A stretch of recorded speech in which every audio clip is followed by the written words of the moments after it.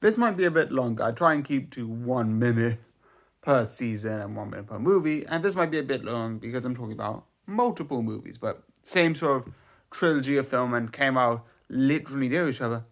Fear Street, 1998, 1976, and 1666. The three movies, which is part one, which is based in 1998, and the second one based in 1976, and the third one based in 1666.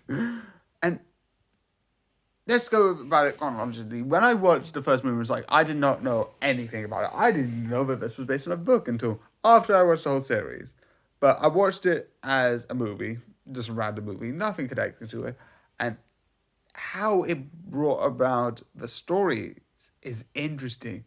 The way that it just feels ominous. The one thing which I would say it felt similar to, which I don't know if is, I think is a good thing, but I don't know if it's deliberate or not. But this felt similar to, and this is probably more of a time period when they take place in the 90s, but this seems more like, this seems like Stranger Things for some reason. Maybe because they both take place in the 90s and the neon and the shopping mall and the suburbia, they both got those two in common. And the villains for this one was interesting, and the way the story works by trying to piece together the puzzles was really good. And then when they left to the cliffhanger to the second movie, which is 1978, and I like the soundtrack when they bring in timepieces from those timepieces. It's so good. The mystery, definitely the first movie where I was like, oh, and this, and there's this other moment where I just love it.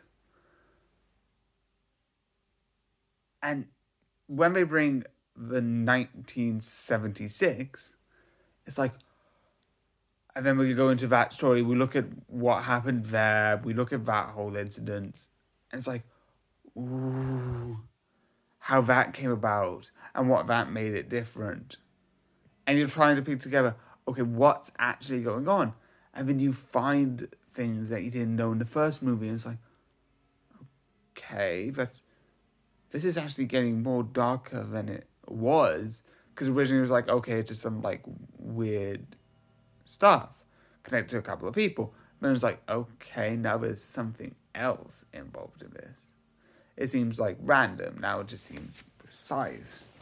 And when it gets at a certain point, and I don't know why. This is probably different, but this film, like the first film, reminded me of the Stranger Things, but when the season was in 1990, I think that was the last season. This reminds me of definitely when they did the last act and they started to go murdery.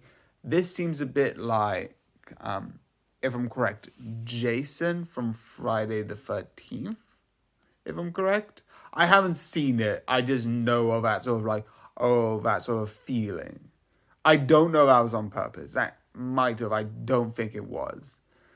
And the last one that I watched, obviously because it was part three, was 1666. And that one was just interesting. It looks so good how they were like, because the 70s wasn't that long ago, the 90s wasn't that long ago, and they got those two time periods pretty good. But when it was like, oh, here's 1666, that's happened over like 400 years ago, almost. It's like, oh, here's that time period. It's like, ooh, how they bring it to life, how they bring this sort of atmosphere of that time period alongside having this just amazing, awesome, just, and how at the end they bring it back to the first movie's time period of 1999 and all of this stuff, and they try and bring it all together and end it all. They just wrap up the movie so well and so amazing. It's just, mwah. And I just find it just fun and just a great movie to watch.